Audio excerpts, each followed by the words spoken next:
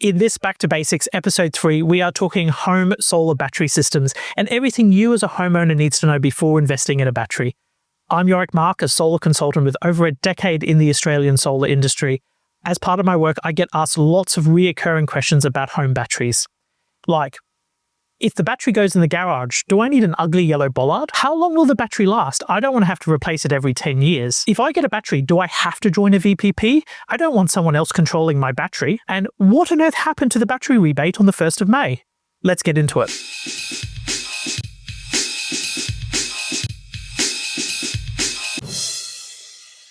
What is a battery, and why would you buy a battery for your home solar system? You can think of a battery as a pouch of electricity stored as a chemical reaction. And instead of sending power to the grid for peanuts, you can store your excess solar power that otherwise would get fed to the grid so that you can use your own power at night when the prices are high and you need it most. The other advantage that a battery gives you is that if you have a blackout, you can use your battery power during that blackout, assuming your inverter is set up correctly to do so. The third advantage of a battery is it enables you to take control of your electricity bills, be free from the ever-increasing power price increases, and even join a virtual power plant or make use of time-of-use power pricing so that you can charge your batteries up not only from your excess solar, but from the grid when it's really cheap, so that you can then use that power from the battery when prices are high, or even feed power into the grid when the prices are high and get paid a bit of money for that excess solar power or battery power that you've got. So what are the different types of home battery systems that you can buy for your solar system? Solar batteries fall into two main categories. One, which is a DC coupled battery. The other is an AC coupled battery.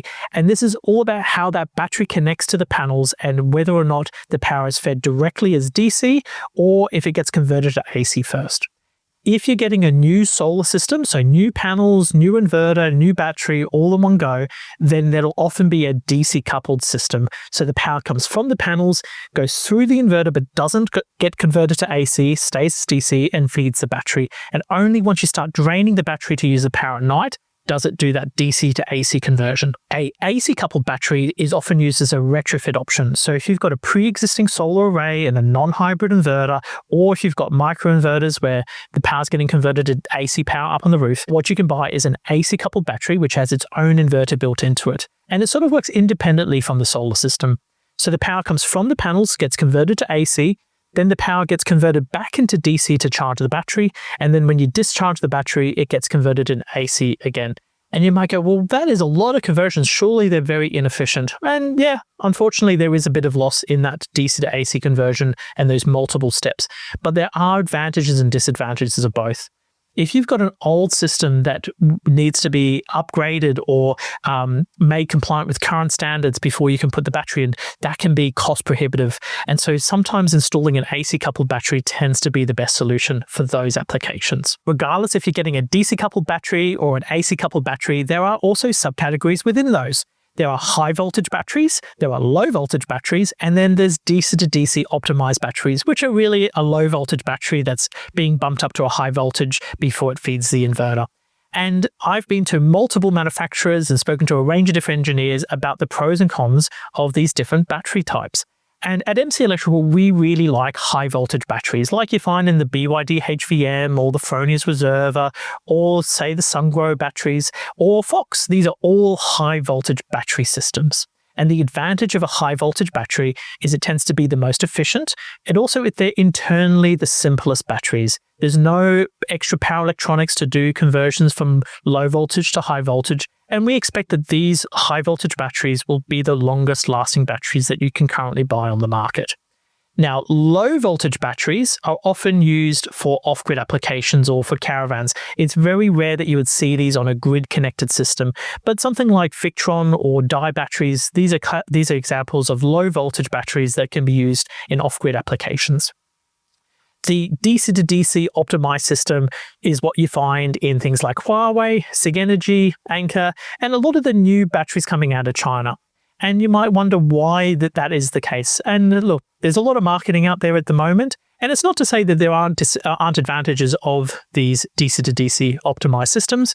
One is that each module works independently of each other, and it does give you a lot of flexibility. But the main reason that we've discovered that a lot of the new companies are using these DC to DC converter modules is it allows them to buy these really big battery cells that are used in utility scale battery systems. These are being mass produced at very high volumes and tend to be the cheapest batteries that they can buy on the wholesale market. You do lose a little bit of efficiency with a DC-DC converter, and obviously you've got the power electronics in there as well. But look, I think modern systems, again, if they're built well, they should hopefully last the life of the warranty. While not a common question I get when talking to homeowners, but one we get often asked as YouTubers is what is the battery chemistry being used in these batteries today?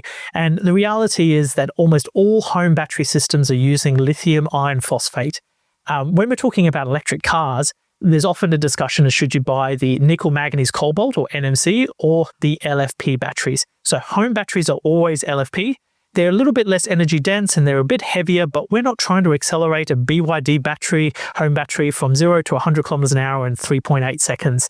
It's just got to sit there and it needs to be stable long term. And the big advantage of lithium iron phosphate is it considered 100% state of charge for extended periods of time. It's very thermally stable, so even if there is a short circuit internally, yes, it might off-gas, but it won't combust. Or if it does, it takes a lot of heat before it actually catches a light. And that's one of the big advantages of LFP. Now, another chemistry that there's a lot of hype about at the moment is sodium-ion batteries. The reality is that there's only a very few sodium-ion cell manufacturing facilities in the world at the moment, and the cost of those sodium ion cells is still actually higher than lithium iron phosphate. So maybe in the next few years, we'll see more sodium ion batteries for home usage, but they won't be magically much better, but they will have an advantage that they could be a little bit cheaper. So if you're investing in a battery for your home, how do you decide how much capacity to get? Should you just get the biggest possible battery you can afford, or is it better to get something that's more fit for purpose for your specific needs? And I think it's the latter. If you're wanting a battery that is going to make you self-sufficient as much as possible without breaking the bank, you might want to get a battery that's just big enough to get you through an average night. Yes, there'll be some days you use more and you'll buy a little bit of power from the grid, but it might be a bit more appropriately sized for that application. If you're wanting to join a virtual power plant and buy and sell power in and out of the grid when the prices are right, and you can sell power and make a bit of profit when the prices are high, you might want a battery that can dump power into the grid really fast. Those power price spikes only last for a short period of time, and you want to get as much power into the grid when they do spike. And you might want a bigger battery for that application because you need some battery capacity there to actually sell. Or if you're really focused on backup in a blackout, you might want a battery that's a bit bigger and set a minimum reserve, which the battery never discharges below except for in a blackout. So that if you do have a couple of rainy days and then you lose power, you've still got battery capacity there in the event that you have that blackout. So speaking of battery capacity, when we're talking about batteries, we're often talking the number of kilowatt hours of usable capacity. So something like a Tesla Powerwall 3 behind me here has 13.5 kilowatt hours of usable capacity. Or the Fronius Reserva behind me here might have 15. Or you might get a bigger multi-battery stack, which might be 40 to 50 kilowatt hours of usable capacity. But what does that even mean? And what is the difference between a kilowatt hour and a kilowatt? A kilowatt hour is the total amount of energy, or sort of think about it as like the liters inside the tank. It's how much storage you've actually got. The kilowatts is the flow rate, how quickly you can pull power in and out of that battery. So for example, this Tesla Powerwall behind me here, it's a 13.5 kilowatt hour battery, but it can discharge at a rate of 10 kilowatts, which means you can drain that entire battery within just over an hour. So, but like how much is a kilowatt and what is a good reference? Well, electricity is quite a difficult thing to imagine, so we can use different appliances to give you some sense of how much energy is used. If you have a pool pump, most modern pool pumps will use somewhere around about 1 kilowatt. So that's 1,000 watts, and if you use 1,000 watts for a whole hour, or you run that pool pump for 1 hour, that's about 1 kilowatt hour.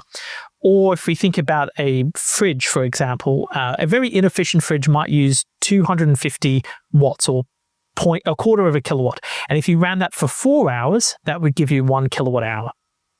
So most homes that I speak to or I see will often have a base load or just an average power usage somewhere between about 300 to 500 watts of just base load energy. And that's usually just fridges, things on standby, and just the basic running costs of the house.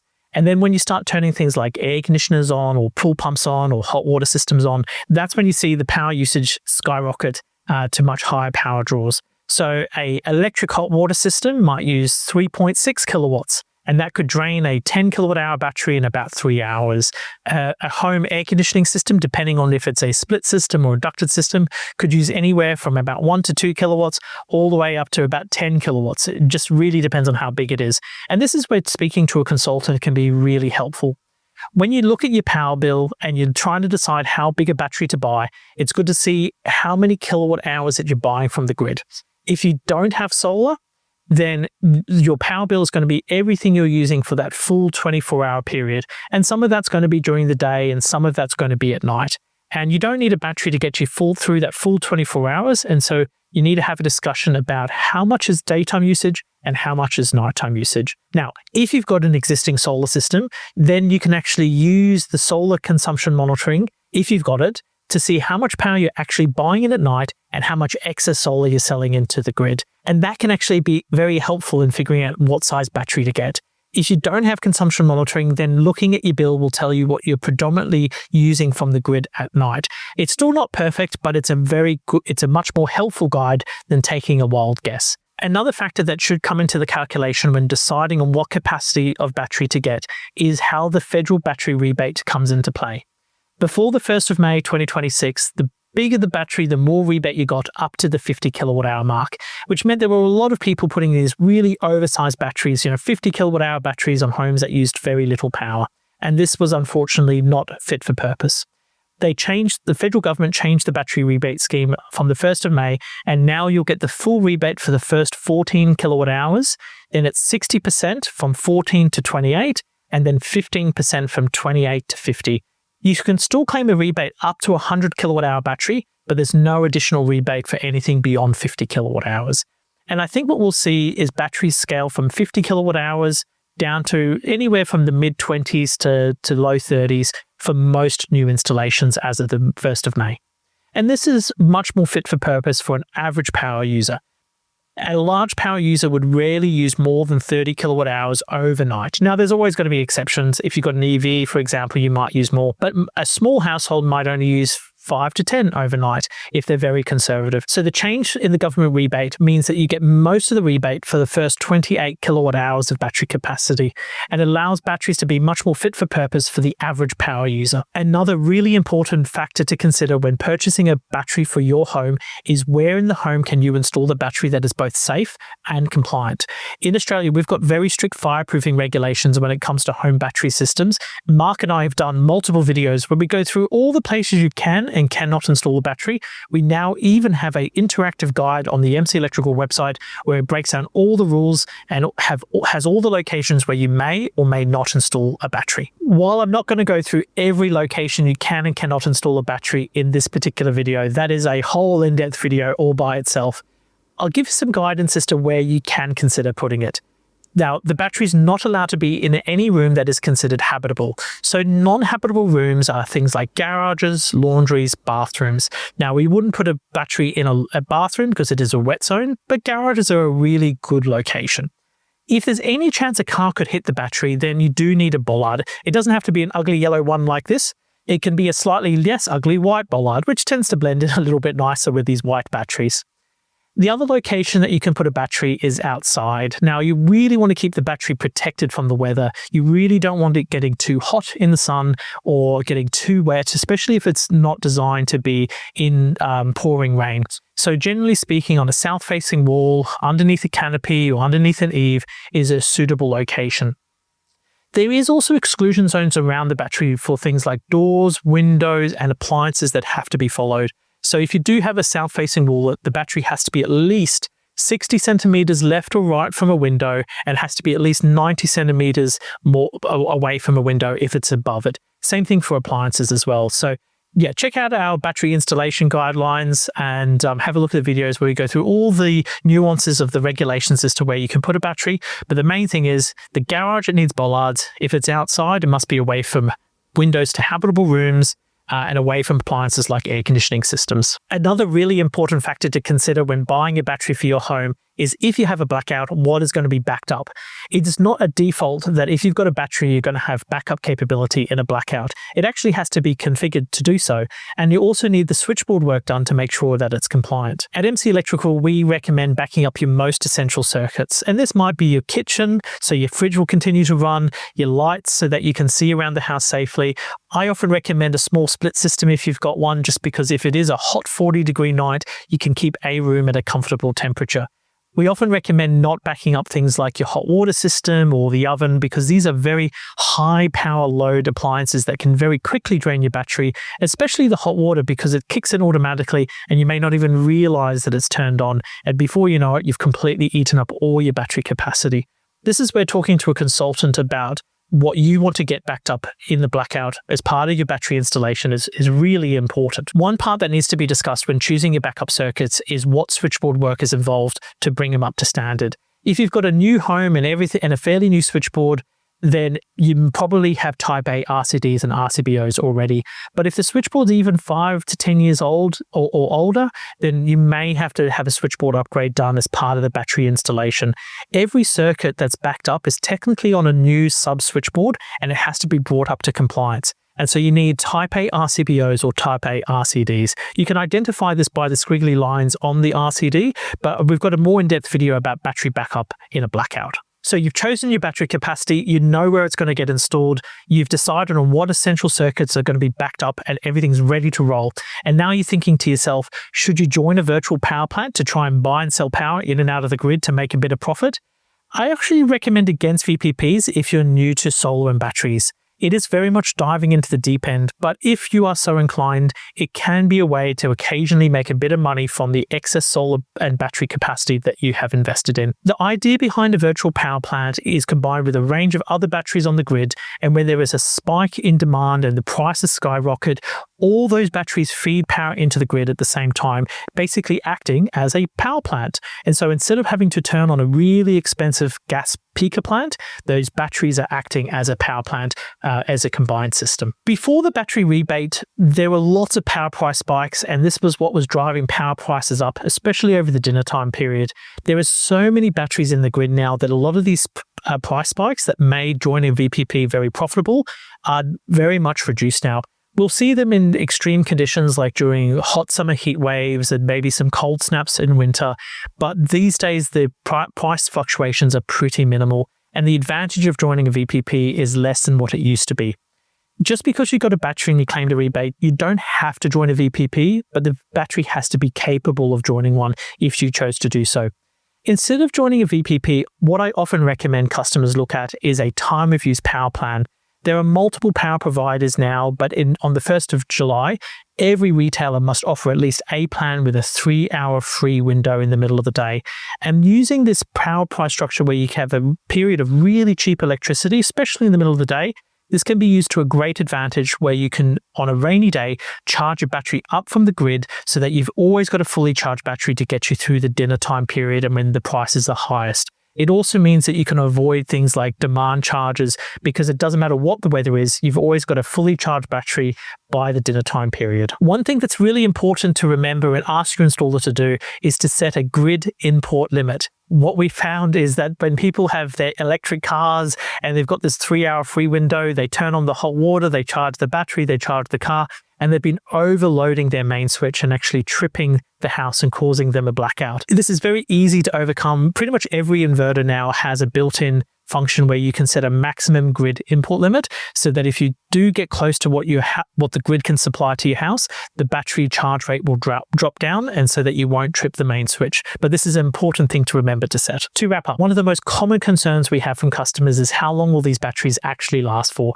We often think of our phone batteries and laptop batteries only lasting a few years before they degrade to the point where they become unusable and have to be replaced. The thing is that a properly battery managed lithium-ion cell should outlast the 10-year warranty, assuming that it's not in extreme heat or extreme cold and is not being abused. The thing is that most quality battery systems will be designed to last the life of that solar array, and I should well and truly exceed the 10-year warranty period. Pretty much every battery sold in Australia today will have at least a 10-year warranty and should be at least 70% of its original capacity after the 10-year mark. Most batteries will have a throughput warranty, and so it'll be whether or not you hit the throughput first, but essentially the throughput will be at least fully charged and discharged every single day for about 8 to 9 years, and the reality is these batteries are normally not being fully cycled every single day, so you shouldn't hit the throughput warranty before you hit the 10-year mark. The other thing too is lithium iron phosphate actually doesn't degrade very much with cycles. It's almost entirely time-based degradation. So you see some battery warranties now which are saying 10,000 cycles, but pretty much any lithium-ion cell will well and truly last 3,000 or 5,000 cycles, again, if the battery management is done properly. Now, I don't want to give you an exact figure because it will be very much vary depending on the manufacturer and how the battery is controlled, but from what I've been told by a lot of different manufacturers is their battery warranties are highly conservative, and you should well and truly see much more than 10 years out of these batteries. So if the return on investment is a little bit more than 10 years, don't fret. You almost certainly will get much more life out of that battery than you would expect. This is where buying a quality battery from a quality manufacturer is really important. There's a huge variety of pricing out there at the moment, from really cheap to quite expensive. And you might wonder, why would you buy a more expensive battery over a cheaper one? And at the end of the day, it often comes down to the amount of R&D going into these batteries, and also something has to give. At the end of the day, there might be a brand new company into Australia selling batteries really cheaply, but if they decide to pull out of the market after a couple of years once the rebate runs out, well, the warranties is only as good as the manufacturer to back it. So, at the end of the day, we always recommend buying from a well-established, reputable brand which has done lots of R&D and who's got a strong presence in Australia, because that in the long term will be the safest bet. While I don't expect the battery to fail anytime soon, if something does go wrong, the manufacturer is the one who has to back it. So that wraps up Back to Basics episode 3, where we talked about all the little things you need to know before buying a battery for your home. Batteries are a complex topic, and we've got multiple deep dive episodes specifically going into batteries on the MC Electrical YouTube channel. If you like this type of content, leave a like down below, leave a comment with a question if I've missed something that you want me to cover. And if you've got friends and family looking at buying a solar or battery system and they just don't know where to start, this is a playlist you can share with them.